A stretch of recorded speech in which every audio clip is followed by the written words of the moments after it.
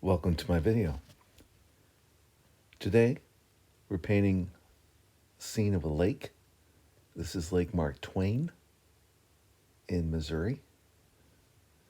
I start with a simple sketch with the horizon line using burnt sienna.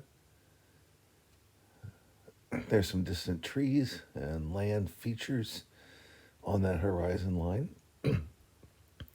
And then I was captivated by the shoreline of the lake, moving us into the foreground.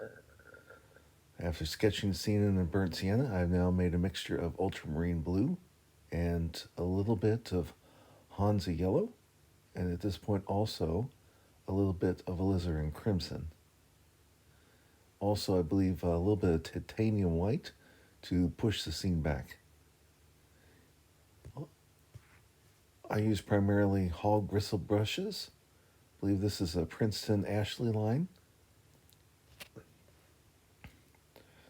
And today I'm also wearing my nitrate gloves, protect against any chemicals being absorbed through my skin.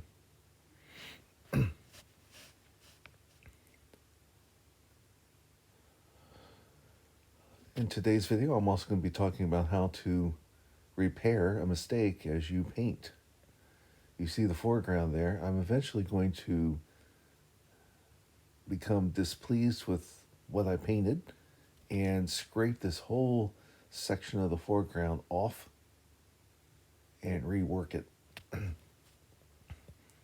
It's important to realize that oils are very forgiving in that regard. You can always take a paper towel and wipe certain sections off, and you can also use your palette knife to do the same. Once again, I'm continuing to work the darks in first. Most artists will tell you to work from your darkest colors to your lightest colors. If you're painting this outside, which the original version was a plein air painting, and now I'm making a duplicate for this video,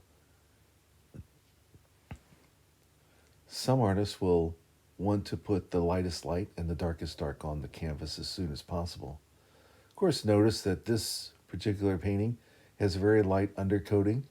I used a little bit of yellow ochre, more like a stain, just to take away the white.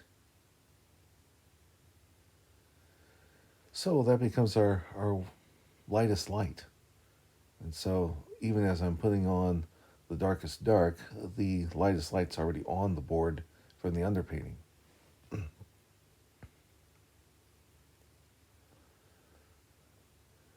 And like I said, with this Ashley line of paintbrushes, I recommend that you purchase a size 2, 4, 6, and 8 if you're going to be plein air painting. If you are going to be primarily painting in the studio, then you'll want to have some larger sizes as well, 10s and 12s, perhaps even an inch or a half inch or even up to 2 inches on some chip brushes. May give you some other additional variety and ability to cover larger canvases quickly.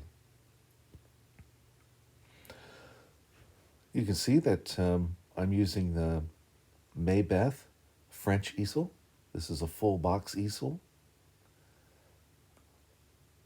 I find this is a wonderful easel for both the studio as well as plein air. A way also to save yourself some money. This way you don't have to buy yourself a field easel as well as a studio easel, especially if you are a beginner starting out.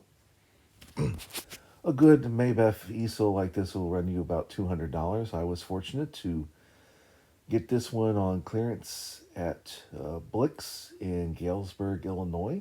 I live relatively close and was able to pick this up in their warehouse clearance section.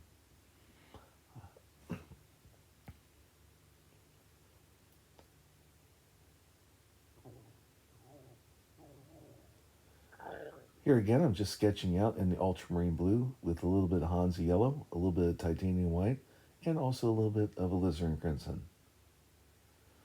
Remember that you can use a limited palette. Today, my colors consist of titanium white, ultramarine blue, alizarin crimson, Hansa yellow light, I also include burnt sienna, yellow ochre, and ivory black. Although I'm discovering that I'm not using ivory black very often. So in the future, I may take and eliminate ivory black altogether.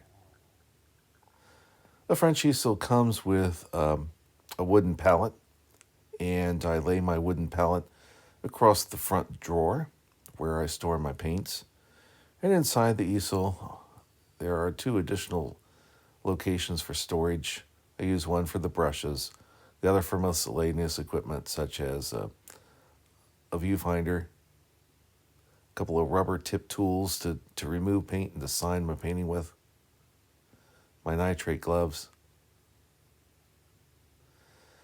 And hanging on the front of this easel, although I did not picture it, is one of those small cans. It's kind of like a tin can with the lid that's removable, that's airtight. And that's where I put my mineral spirits. I use Gamsol mineral spirits because they're non-odorless. I don't get headaches when I use them. And even indoors, I don't find that it produces a whole lot of fumes. You do need to make sure that if you are using even mineral spirits in like a downstairs basement like I am doing, that you have the appropriate ventilation. You can always check with your heating and air conditioning people to make sure that you've got enough ventilation if you're concerned about that.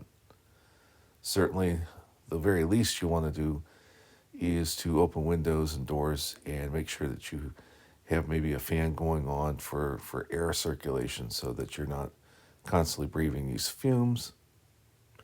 And especially because you cannot smell these fumes since they're odorless, which is good. The downside is that you may be exposed to more than you realize because you're not smelling it. Of course, never use turpentine in an indoor studio, and many artists do not even use turpentine outdoors anymore because of the volatile nature of the product. Mineral spirits is certainly safer than that, but it does have its own concerns and risk as well that you should know about. Here, once again, I've laying in more of the greens. In the background, you see I added a little bit more Hansa yellow to create the earth tone that is the grass plane. And as I'm coming forward, I'm also lightening the pigment load a little bit to get some variety in these grasses. Of course, I already gave you an indication that that foreground is going to be reworked later on. Now I'm coming back in on the tops of the trees with more tops of trees, right? A little bit lighter color green to indicate the sun and its effect on the leaves and the branches. Even though, notice, there's no details, it's just blobs of paint at this point in abstract shapes. Now I'm coming in and painting the sky. This is also with the limited palette. The one blue that I have on my palette is ultramarine blue. Sometimes I will use phthalo blue as well as that's kind of a power color. There's two power colors that a lot of artists recommend at least having small tubes in your collection so that way you can use them to bump up some colors, and that would be phthalo blue, and I would also recommend cad red light. Those two colors, along with the other ones that I named, will really allow you to reach almost anything that you would find in nature. So here is a mixture of titanium white and ultramarine blue. And of course, as the sky goes upwards, it's a little bit darker. And as I'm going to be moving down the painting, you will notice that the pigment level decreases in this case by adding some more titanium white, maybe even a little bit of Hansa yellow light. Of course, you have to be careful so you don't want to turn your skies green, but just a little bit, a very, very slight addition of that will take the coldness out of the titanium white, which is a very cold color, and the temperature just is not going to read right when you take into consideration that the painting today is Mark Twain Lake in the northern part of Missouri. And this is a scene from the summer. Now I'm coming in with just a little bit lighter shade of the titanium white and ultramarine blue. Here I'm applying it with an Aspen synthetic flat. I believe that's a number 8. Those are fantastic brushes as well to use. It gives you a nice straight edge, and these brushes tend to last longer than the hog bristle brushes. They are a little bit more expensive, but that's the trade-off, right? Do you want a little cheaper brush that's not going to last as long, or do you want a more expensive brush that should last you longer? And here, I don't have any paint on this particular brush. I've cleaned it off entirely. And what I'm doing now is with that gap, I'm able to take a dry brush and then vary the brush strokes and create the illusion of depth within the sky. You don't see any line there now, but you do see a gradual decrease in the pigment load as we get closer and closer to the horizon line, which is what I wanted. And here I've mixed up some titanium white, I believe, with some Hansa yellow light, and creating the lightest shade in the sky.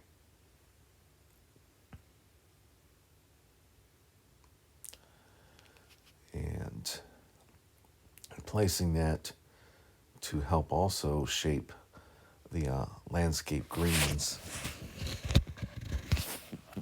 and the background.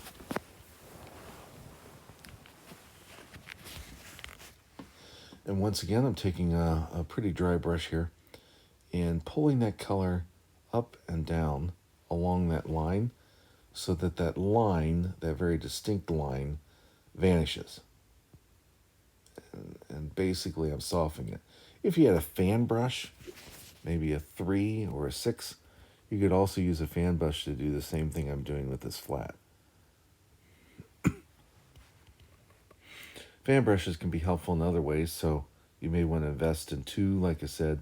A smaller one, usually around the size 3 is what I get, and a larger one around the size 6 is adequate for most of your needs. There are many artists that don't even use any fan brushes. They just use the flat brush in the way that I just showed you. Do have a paper towel. This is a shop towel. I like those. They hold up very well.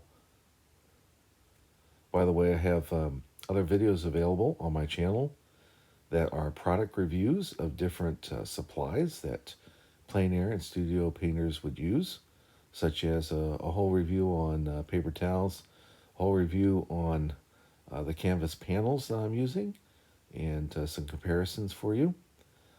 I usually focus on budget items for beginner to intermediate painters,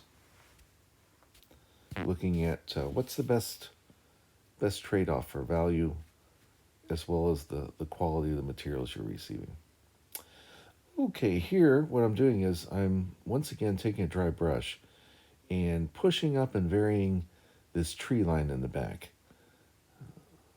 I didn't want the viewer to be too pulled into the painting with straight lines back there. I want there to be a little bit of mystery, a little sense of movement among the trees, and we can create that by softening the top line of the trees.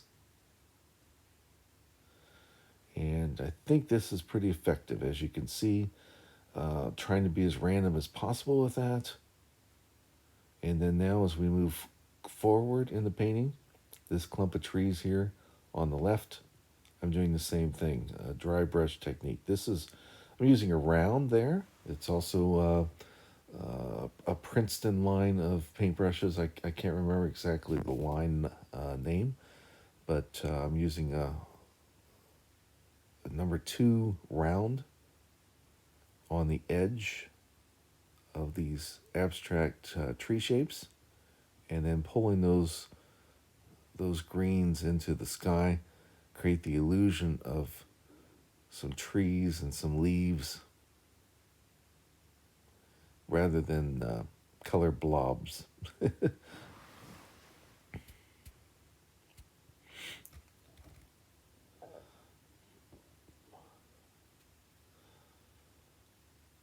Some people ask, what style of painting are you? Are you an impressionist? Are you a realist?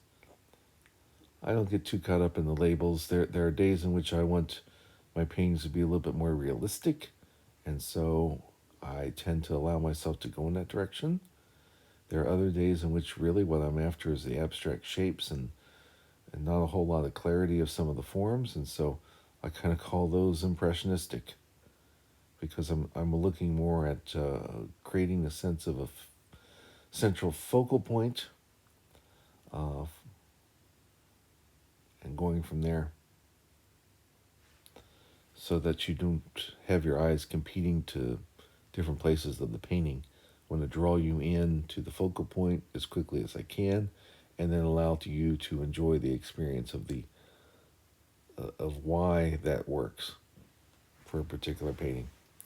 And you see now I'm taking that round and just gently pressing in a little bit lighter shade of green that I've mixed with, guess what, Hansa yellow light as well as ultramarine blue.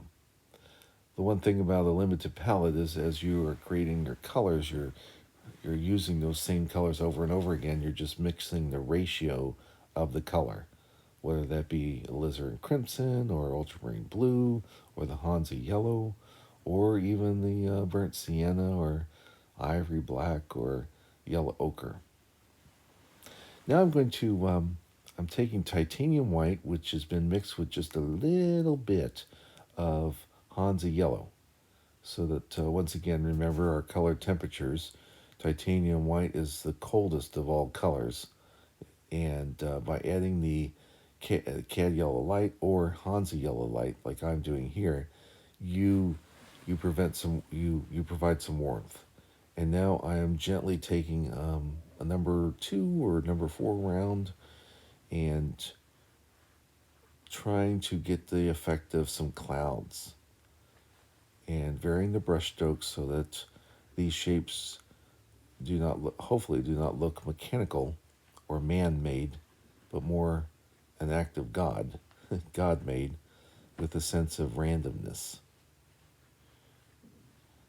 And then going back in with the dry fan brush at this point, this is a number 6 fan brush, and smoothing out some of those edges so it gives it a nice soft feel of clouds.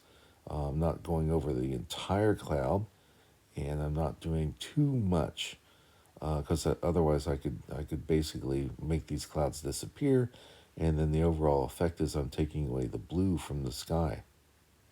And so now I've got some clouds, some gentle clouds off in the distance, standing out,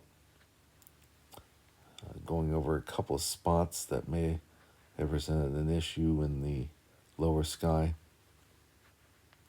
And now I'm taking and beginning work on the lake itself.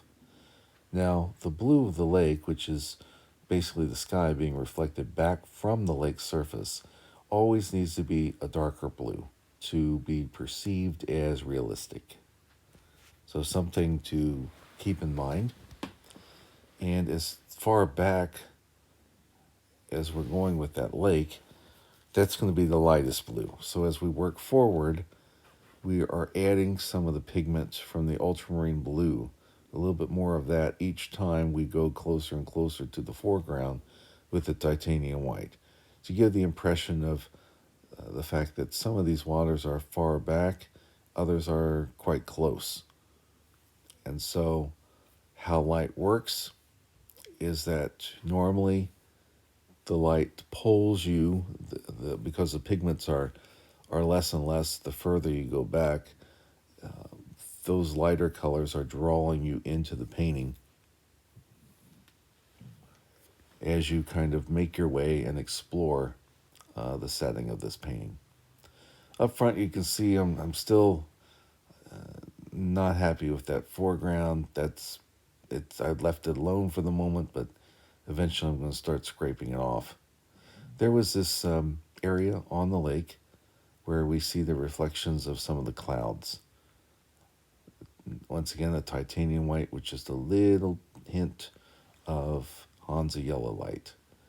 And within the water, I am being careful to paint one of the shapes that I see in my reference photo and in my reference plein air work. And I want to be sure to get that in there. It's a vital element because I need some elements that are going to draw the viewer basically into the painting from the bottom and to the sides. You can see the color variation of the blue in the water here with the clouds is a little bit darker and random.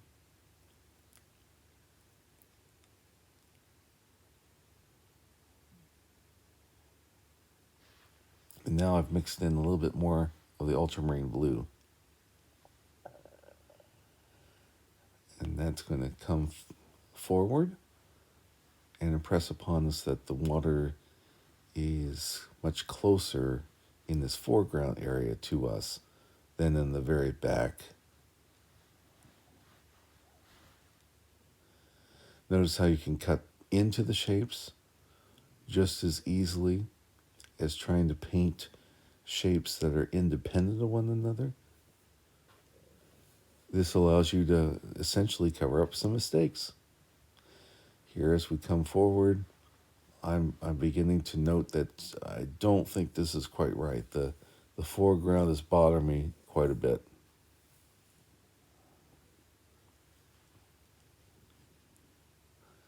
There you can clearly see a line between the light blue and the dark blue on this lake, can't you?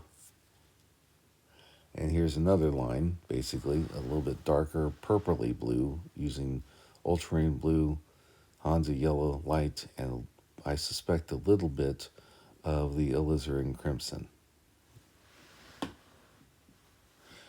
And this blue is meeting up again with what has gone before it, only getting a little darker near the end of the painting session for the minister.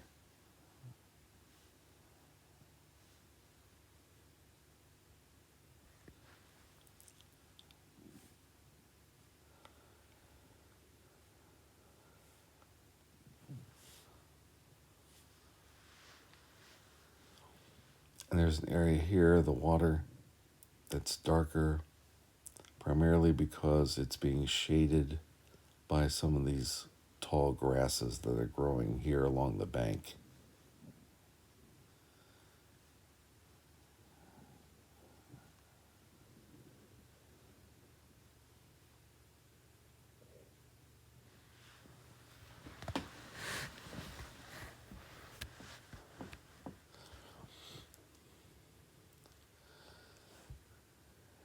As I'm still working on an area that I'm actually going to scrape off because I came to the realization it's a problem. Before we get to that part, may I remind you, if you like this video, please give me some thumbs up and maybe make a comment. Share it on your own Facebook page. All those actions would really help me out immensely as I get my channel started. I'm hoping to provide new content each week to the channel, or at least every other week. I primarily envision doing more painting demos like this one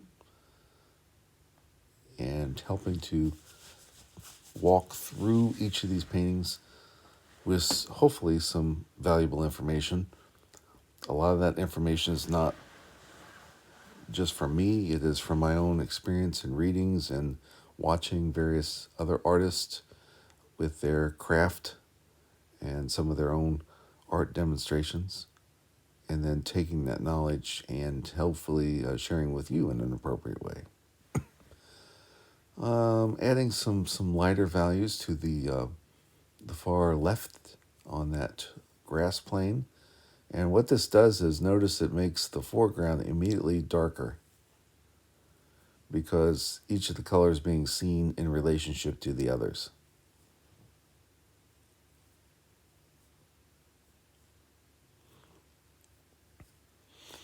Here I'm using, looks like a number 2 flat aspen brush from Princeton. These are synthetic flat bristle brushes. I find them to be very accurate and helpful. They clean up relatively well. They provide a good, strong line.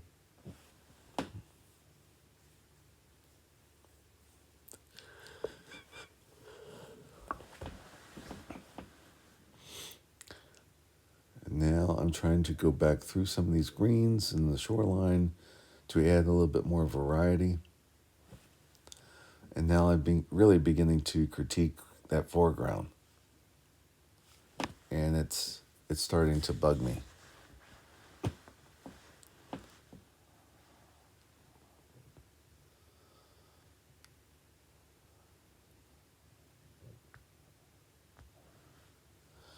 Keep in mind, one of the reasons why oil is so popular is that it is very forgiving. And so even though I feel like I've botched a major section in this painting, I'll have the ability to allow, in this case, time to paint over certain troubled areas.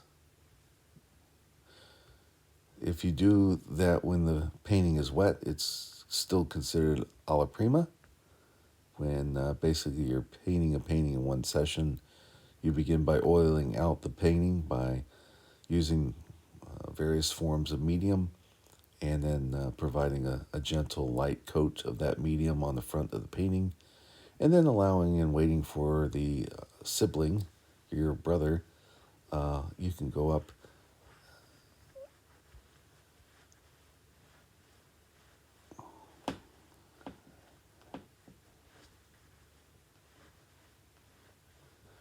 Lost track of what I was saying.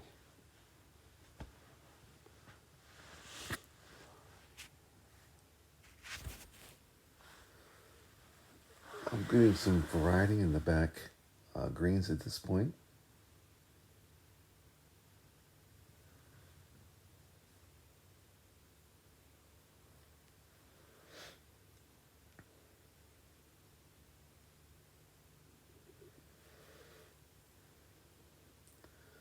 This is a green with a little bit more titanium white in it to exit some of those areas where there's a little bit more light coming through. Felt that the green was a little bit too dark for the back area, so working on that at this point.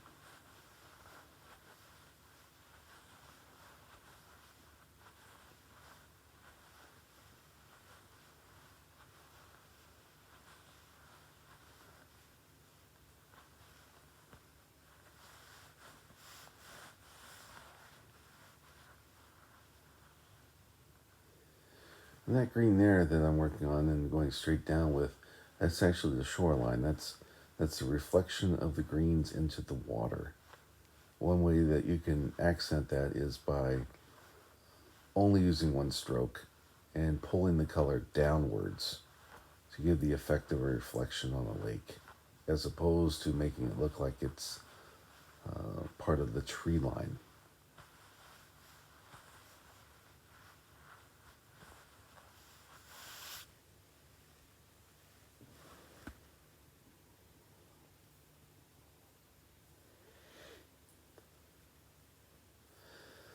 Another reminder to, if you like the content of my channel and especially these painting demos, be sure to subscribe to the channel, and that way, as soon as there's new content, you will be one of the first to know about it.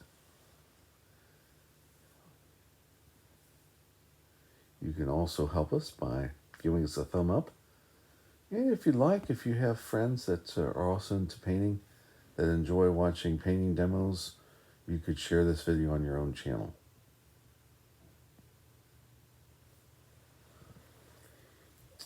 Is there another use? Who watches videos of painting demonstrations if you're not an artist? Well, many people have insomnia. In fact, right now, I'm finding it difficult to sleep, and so I am doing the voiceover for this painting demo as I'm getting ready to go to bed. So, maybe you're one of those that want something relaxing and calm as a way to help you to sleep. Then painting videos can really function in that regards of providing some calmness in your life and help you snooze off. Earlier, I think I snoozed off as I was trying to give you commentary. I'll have to go back and see what I said and might need to edit it out. If I started not making any sense there for a while, that could be the case.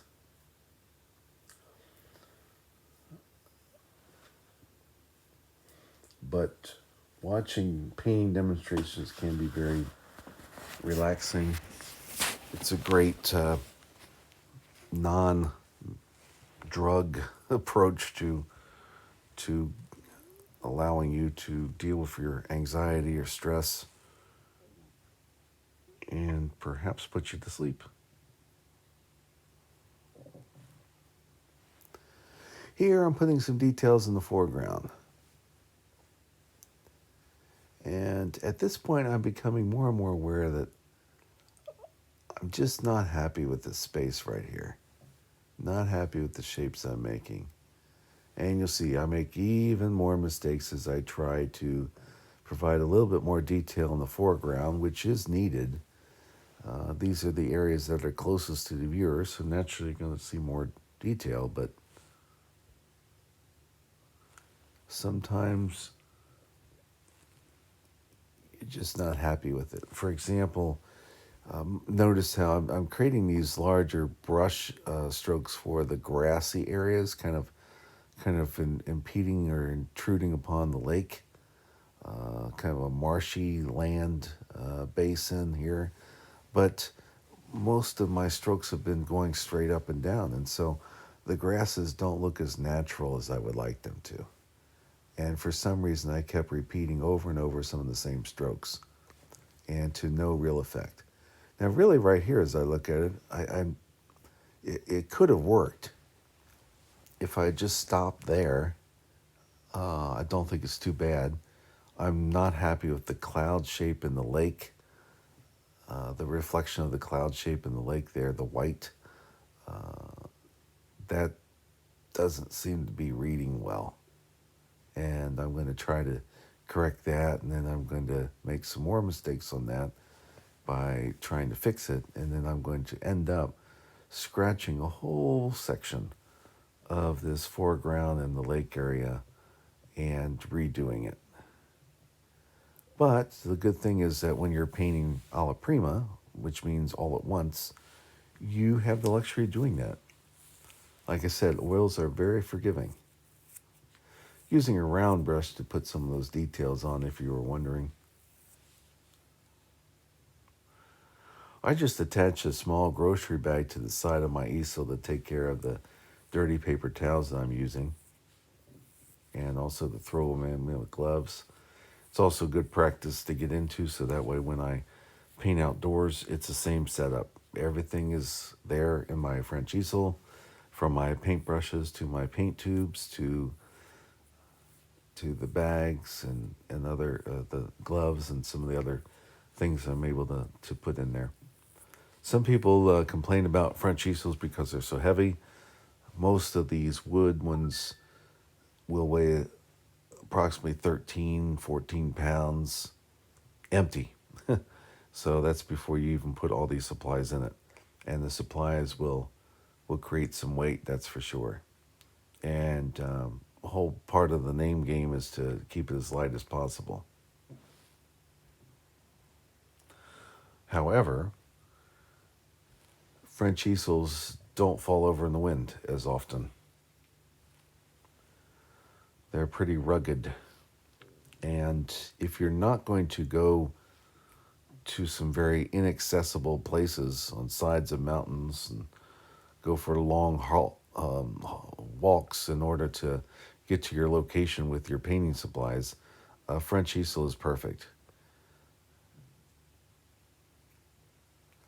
Oftentimes, I look for sites that are comfortable first and do a lot of driving in order to find those locations. And I have a hatchback, and so that provides some shade from the sun. And oftentimes, I will just paint out of the back of my vehicle, set up the French easel pretty close to the car underneath the, like I said, the hatchback, which can provide me some shade from the elements and even from rain, and I'm all set.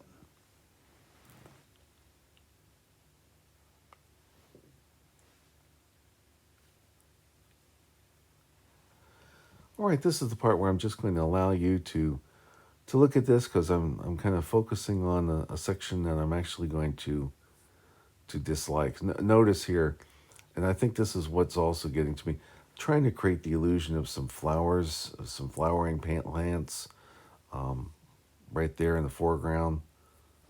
Not really all that happy with it.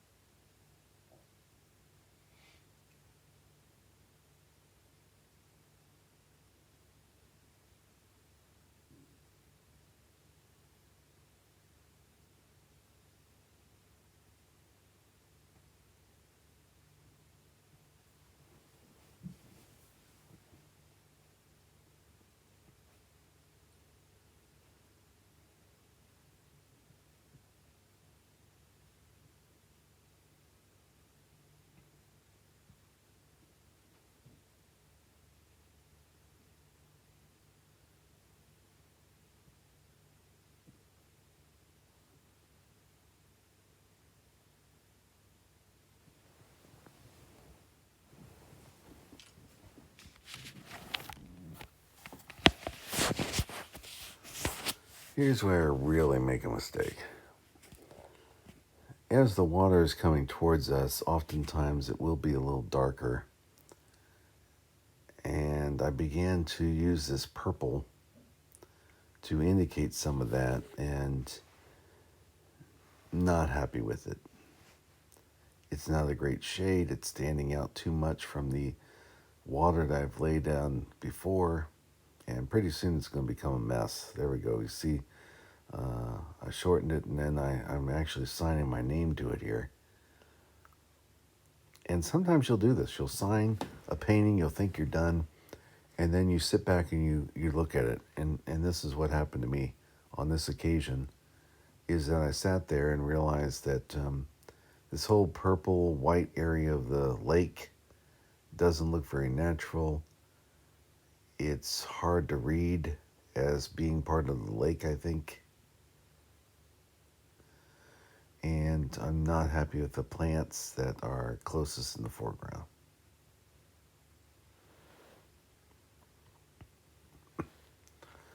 So, and as you look up at the sky, it doesn't seem to be in relationship with the sky. It's not a cloudy day, it's not raining, and yet it looks like I've got a rainy day reflections in the water right here at the foreground. A good practice to get into is that after you're done with a painting, to take a while just looking at it and seeing if you have really done what you intended to. Now's the time to make last minute changes. Here I'm trying to move the paint a little bit to suggest some movement in the water closest to the viewer. And even that is painstakingly obvious to me now, that this part of the painting, this section of the foreground, just isn't working for me.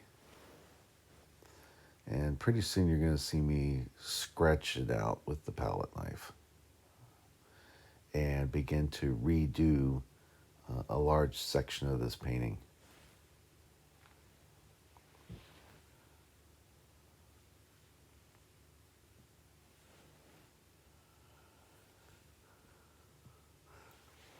And that's one great use of a palette knife, is that you can literally cut into the paint and remove sections of paint from the canvas or the panel. Putting a couple of lines in the back of that lake, suggesting movement on the water as well. Here again, adding a few lines. Not really happy with it though. Also going to be scraped out. I am happy with the tree line in the back. I'm happy with the clouds. I'm happy with the sky. I'm happy with the clump of abstract trees on the left, and also the grassy plain right in front of that larger tree grouping on the left. But the foreground's another matter. And also at this point, the water itself. I'm getting that chalkiness coming in. Sometimes when you use too much titanium white in your mixtures, that's what you end up with. It is always going to be a danger that if you add too much titanium white to any of your mixtures, you end the risk of the color temperature becoming too cold, your hue looking too cloudy, because titanium white tends to have this kind of chalky white feel to it, especially if the mixture is a little bit too strong and you're trying to place it over top of some lighter stains or at least lighter oil colors in previous layers. So here I'm beginning the plan for fixing the mistakes.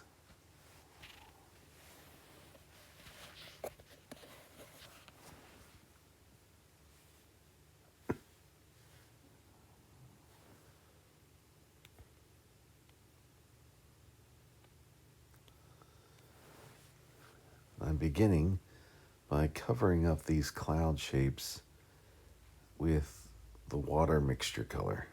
So I've remixed the watercolor, and now I'm making it thick enough that it will cover over top of these not so great reflections of clouds in the water.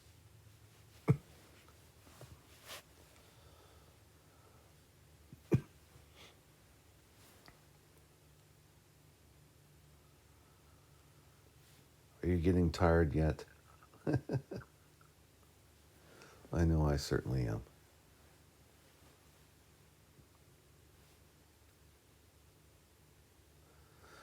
Well, a shout out to the family today. Earlier on, we welcomed our second grandchild into the world. Another boy, 8 pounds, 3 ounces.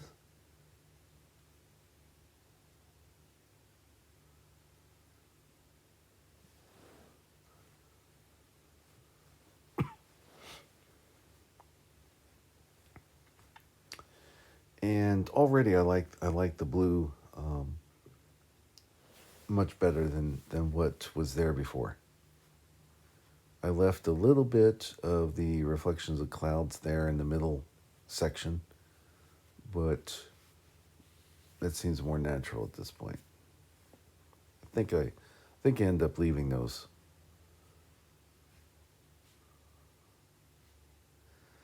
And now I'm covering up the purple. I'm determining that there's just too much of that darker water line. And fairly soon I'm going to start eliminating these plants in the foreground because I'm not happy with them either. So there we go, starting to remove that purple.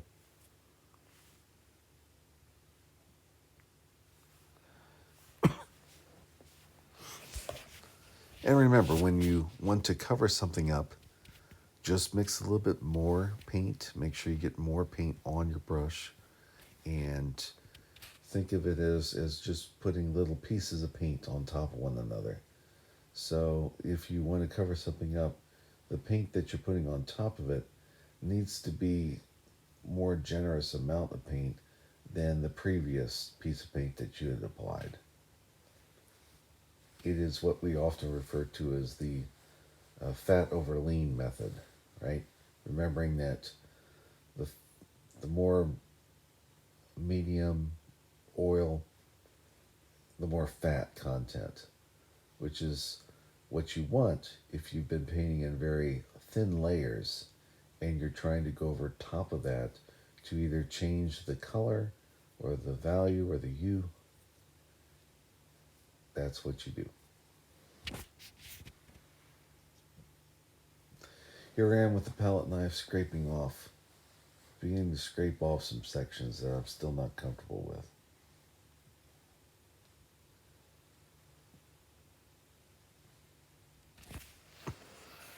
It's a late Liquitex makes this particular palette knife. Just a standard diamond shaped end to it.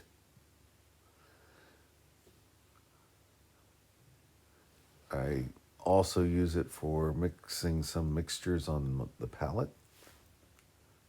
It comes in handy when you want a real straight edge in a painting. You can use this as an instrument to apply paint onto the canvas itself directly.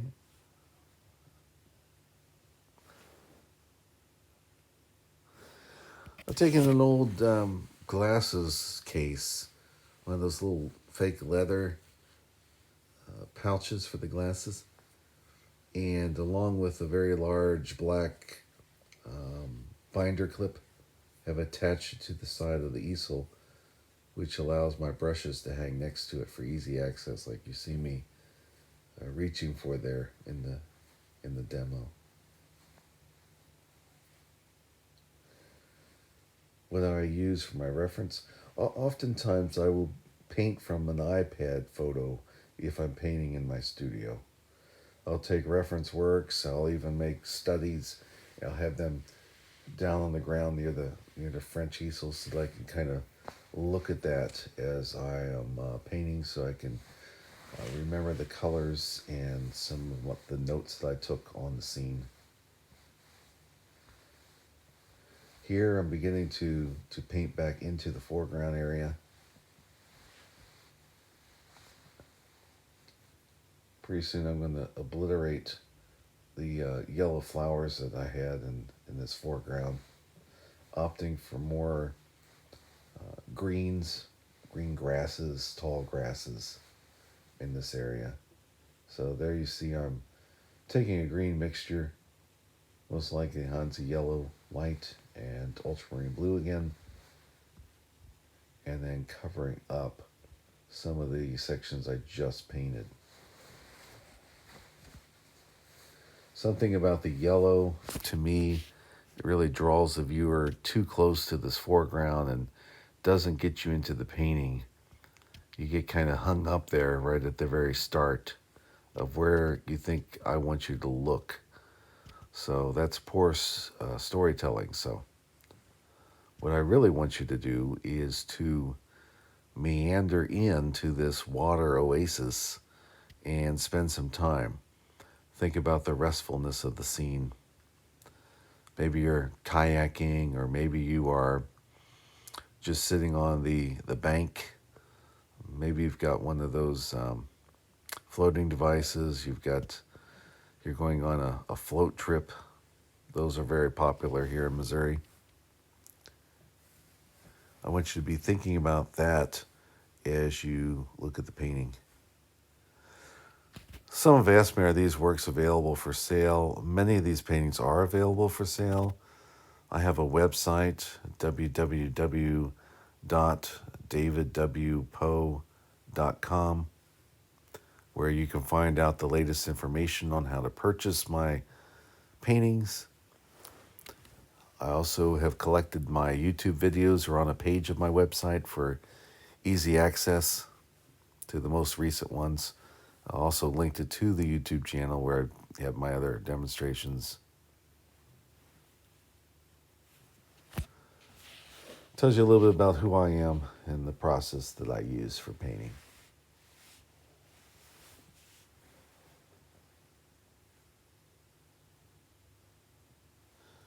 See, already you can see I'm in the middle stage of changing this up, covering over sections and seeing whether I like it or not. Still, you notice how bright that yellow is and how it becomes an obstacle there for me. It's like putting up a stop sign because it's just too powerful in this particularly sparse landscape painting. Now I decided that's not really working, so we're going to scrape it all off again and start over.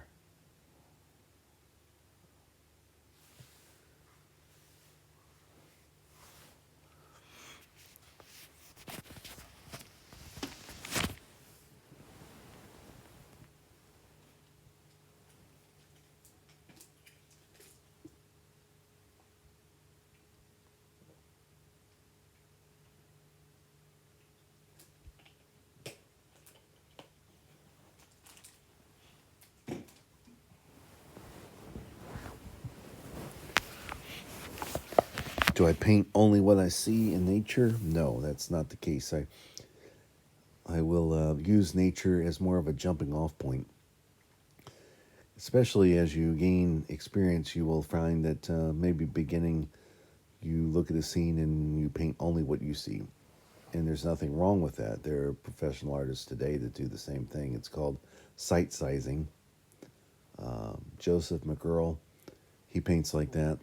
He's got a little apparatus he hangs next to the painting to kind of square up the scene for you, and you're basically only painting what you see directly out in nature. And you even go to the extreme of making sure that the scene that you're painting is appearing in the little box cutout that you will attach to the palette, or not the palette, but the easel that you're using that day. I find that very restrictive.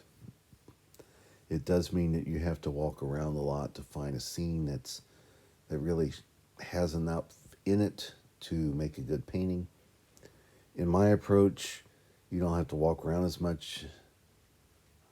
I tend to find a nice comfortable spot and then pull things in. Maybe there's a particular tree that's not in the scene, but it's close enough to be a reference for me, and then I'll stick it in. If there's a certain angle that captures my attention as I view the scene, and maybe it's not in that specific viewer sight, I'll co-opt it, use it. Sometimes I'll just invent things that aren't even there, because I believe that the focus should be on painting a good painting. I'm not there to record nature. I'm not there to present to my viewer, hey, on this particular day, on this particular spot, this is exactly what I saw, as if I was taking a photo. Isn't that the whole purpose of painting, is not to be like a photo? And even though this is a little bit more realistic, it's still impressionistic in my mind. Here, once again, working on the foreground, changing it up. After scraping and scraping, now I'm coming back in with some different colors.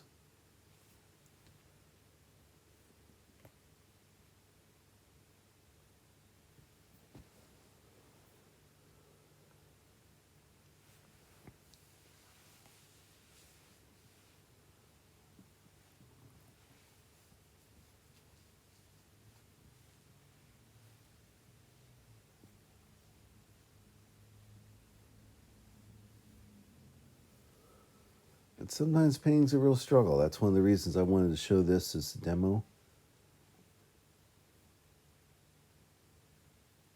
is that you will make mistakes. But it's okay to correct them. Scrape over some sections. One thing I tend to do is that since I do a lot of plein air painting, I'll leave the painting entirely dry. If I come back it later, and if I don't like it, I may just pitch it in the fire. Won't waste the gloss on it. Wait till it's touch dry and then make a decision about whether to paint over top of it or continue to prepare it for sale with a layer of Gamsol gloss varnish. And that's helped me in some regards. Sometimes I fall in love with the paint process, and the end result painting isn't really that good, and sometimes it's hard for you to separate the two. So I assume that a particular painting should sell for a certain amount of money. Then I discover that no, this particular painting is a weaker quality than I had first imagined. So the ability to adjust things. And then if the underlaying is dry, I can always go back into it by applying a thin layer of like something like liquid or Galkid gel, letting it set up a little bit, and then starting to paint over top of it. This way you don't go through as many canvas panels or canvases. It's a good way to reuse. There's been times which I put a painting up, it didn't sell. And so after several tries, I determined that it was just not a good enough quality.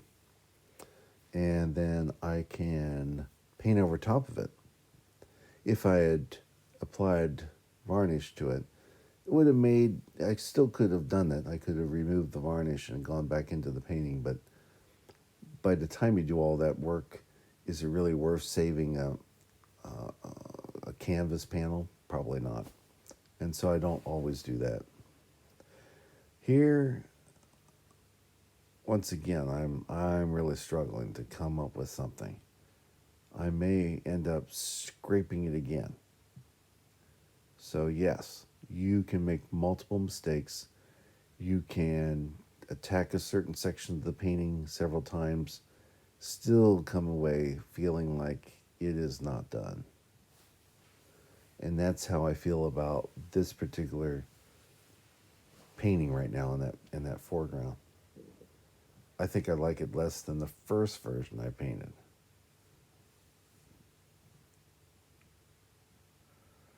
But we'll see if I can save it. There I'm trying to apply some titanium white with green, and man, what a mistake there. That is just screaming for attention. I think I wanted to create rocks underneath the surface of the water, but this doesn't look like rocks. This looks like chalk underneath the water. There's someone said, hey, there's a shortage of chalk. Here's a place in the water where you can go and get it. No, this is just really getting out of control here in this painting. And notice, there comes the palette knife. No harm done. I'm going to remove this whole section again and try to start over, I do believe. Or I'm reapplying a thicker paint on top of what's already there. That could also be a case. Trying to figure out exactly what I did. There we go. So now, basically, I took some sections of the painting video out and became happy enough with this color of greens and a little bit of a shoreline with the browns. And now I'm putting in some grasses using the rigger brush. This is something that's really indispensable in your lineup for a painting. You need a good rigger brush. I use the one from Aspen. It's Princeton Aspen line. And I believe the number on this rigger is a 1. They also make a number 2. I possess them both.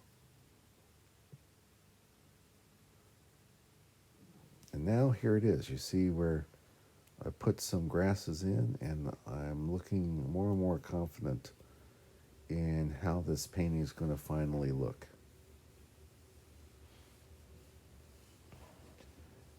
Signed it, and now I'm continuing to add some of the long grasses, using the edge of the palette knife to assist me. Reminder, if you like this channel, please subscribe so that you'll be the first to know when I upload a new video. Let me know in the comment section if there are particular types of videos you'd like to see me do. Always looking for new ideas, new concepts, new subject matters. Let me know what you think. So, give me some ideas. Another thing you can do is give us a thumbs up. If you like this particular painting demo, give us a thumb up. Subscribe, give a thumb up. And then if you would like to buy one of my paintings, this one sold right away after I'd created it and stuck it up on my online gallery. You can go to www.davidwpoe at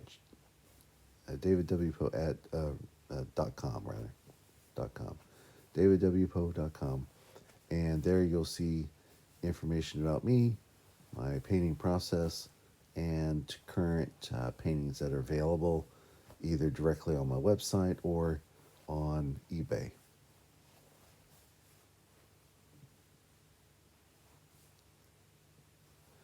And here's the first time where I'm starting to realize that this is what I wanted. Notice that the foreground has some detail to it. It helps establish the depth of the painting, but it's not overpowering me. The colors are subtle shifts, so I'm not drawn right to the yellow flowers like I was before, which kind of served as a wall, telling me to get out of the painting instead of into it. These long little grassy shapes in the very front suggest to me the authenticity of the landmass that I'm looking at. The sun on the left, reflected in the grasses, looks very real to me, and love the temperature setting that she was able to achieve. I think the lake color works. It's dark enough to suggest that it is indeed a different plane. It is water being reflected. It is the sky above being reflected a little bit darker than it actually is. So I think all of that lends itself well to this particular painting. There I go after analyzing it, sitting it back, reflecting, which you should be doing with any painting. You should take the time to sit with it, discuss it with a trusted colleague or friend, see if there's any need to change it by, like I said, working to create wet upon wet again by introducing some of the paints.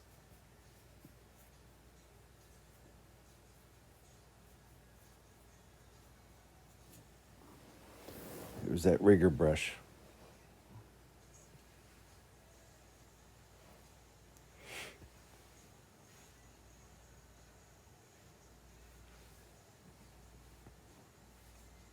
How do I price my paintings? Someone's asking. Well, I believe that the easiest way to price paintings is by the square inch. So it's a matter of the size of the work. And then you don't have to get into why a particular painting is more than something else just because you like one more than the other, perhaps.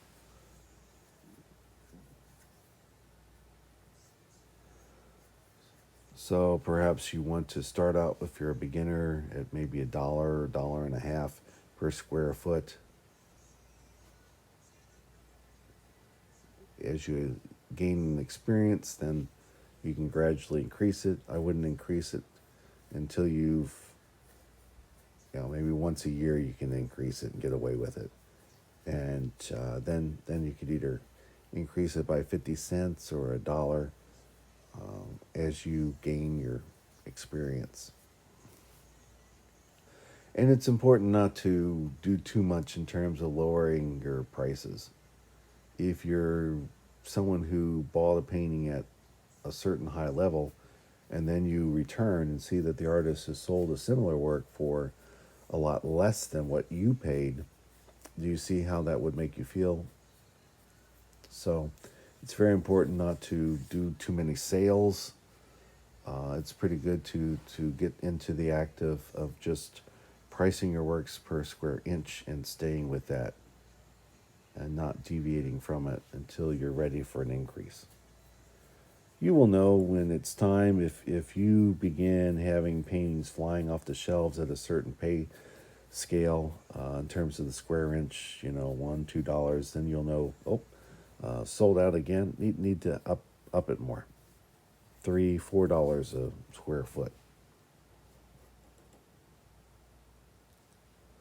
Palette knife is great for getting some straight lines and adding a few details in the front of this painting, and that's exactly what I'm doing.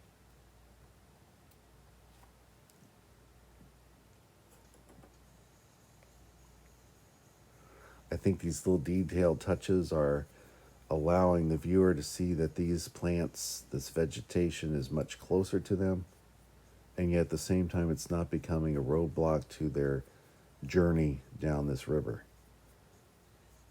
You can easily flow into the scene from that right hand side where the purple water is more visible into the center of this water scene.